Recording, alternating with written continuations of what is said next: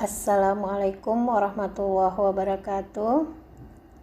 Alhamdulillah wa syukurillah wa la haula wa la quwata illa billah.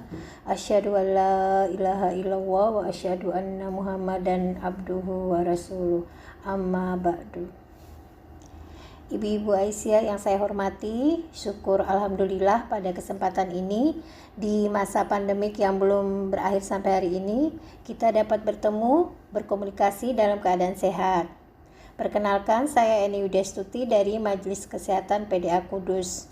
Pada kultum kali ini saya akan menyampaikan materi, lebih tepatnya tips menua dengan sehat dan produktif. Sebelum kita masuk pada materi, saya mengajak ibu-ibu untuk coba pikirkan beberapa pertanyaan berikut. Jika ibu-ibu menjadi lansia, mau menua seperti apakah? Menua dalam keadaan sakit atau menua dalam keadaan sehat?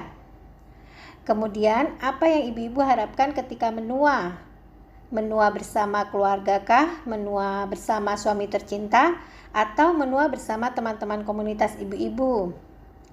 Lalu apa yang ibu-ibu upayakan untuk menua dengan sehat?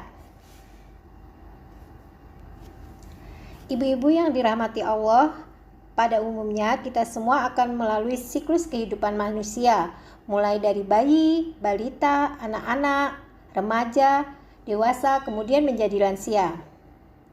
Lansia atau lanjut usia adalah seseorang yang mencapai usia 60 tahun ke atas atau setelah pensiun, sedangkan pralansia adalah seseorang yang mencapai usia 45 tahun sampai 59 tahun. Seiring dengan kemajuan zaman, usia harapan hidup di Indonesia pun meningkat. Dari yang dulunya 69 tahun sekarang menjadi 72 tahun. Berdasarkan data Susenas tahun 2016, angka kesakitan pada lansia sebesar 27,46% dan 72,54% dalam keadaan sehat. Sehingga berbagai upaya harus segera kita lakukan agar sebagian besar lansia di Indonesia dalam kondisi sehat, mandiri, aktif, dan produktif. Ibu-ibu yang dirahmati Allah, dengan bertambahnya umur, fungsi fisiologis kita juga mengalami penurunan akibat proses penuaan. Apa saja perubahan yang terjadi pada lansia? Yang pertama yaitu penurunan daya ingat. Contohnya, mudah lupa, tidak merasa haus, nafsu makan berkurang, dan kebutuhan jumlah jam tidur pun berkurang. Yang kedua, terjadi gangguan penglihatan. Contohnya, rabun jauh, rabun dekat, atau penyakit mata lainnya seperti katarak dan glaukoma. Yang ketiga, terjadi gangguan pendengaran atau penurunan daya dengar. Yang keempat, gangguan keseimbangan seperti lansia mudah jatuh. Yang kelima, kekebalan tubuh menurun sehingga mudah terinfeksi virus atau bakteri. Yang keenam, terjadi gangguan pencernaan seperti mudah diare atau sembelit. Jadi, apa saja perilaku hidup bersih dan sehat pada lansia agar kita dapat menua dengan sehat dan produktif? Yang pertama, mendekatkan diri kepada Allah.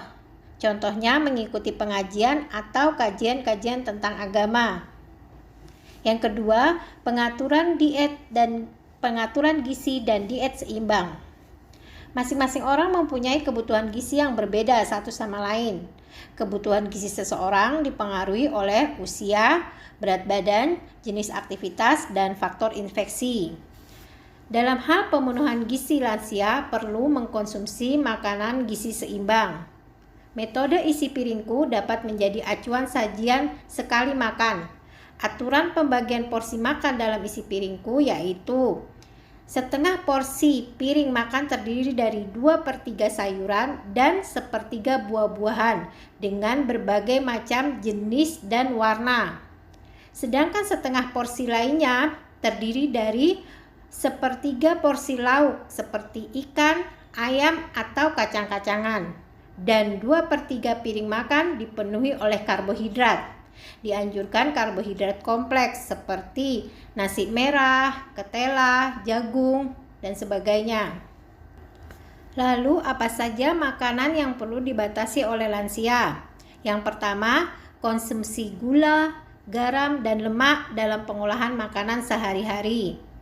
Yang perlu dibatasi juga yang kedua, konsumsi makanan sumber natrium, seperti makanan yang diawetkan di dalam kaleng, minuman bersoda atau berkarbonasi.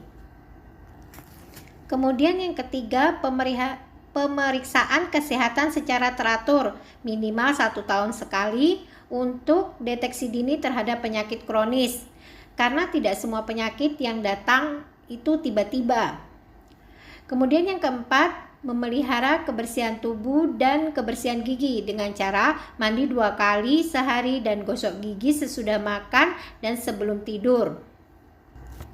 Kemudian yang kelima, melakukan aktivitas fisik dan latihan fisik. Lansia dapat melakukan aktivitas dan latihan fisik agar tubuhnya sehat dan bugar.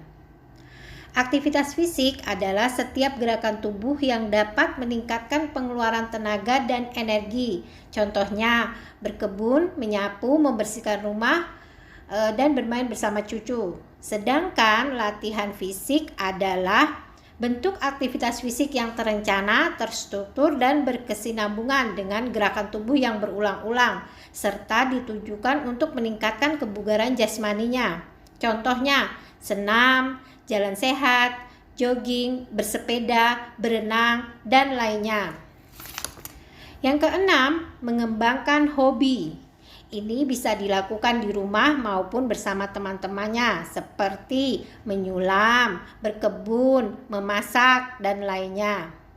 Yang ketujuh, hindari konsumsi rokok dan zat aditif lainnya, seperti narkoba, termasuk juga zat aditif yang terdapat dalam bahan makanan, seperti pewarna makanan, pengawet makanan, pelembut makanan, pemanis makanan, yang bahan-bahan tersebut tidak terdaftar dalam BPOM. Yang kedelapan, istirahat yang cukup dan kelola stres dengan baik. Yang kesembilan, melakukan kegiatan mengasah otak seperti bermain catur, mengikuti berita, dan bermain teka-teki silang. Dan yang terakhir, melakukan aktivitas bersama keluarga atau teman-teman, seperti kita berorganisasi di Aisyah. Ibu-ibu yang dirahmati Allah, demikian kultum yang saya sampaikan. Terima kasih atas perhatiannya dan mohon maaf kalau masih ada banyak kekurangannya. Assalamualaikum warahmatullahi wabarakatuh.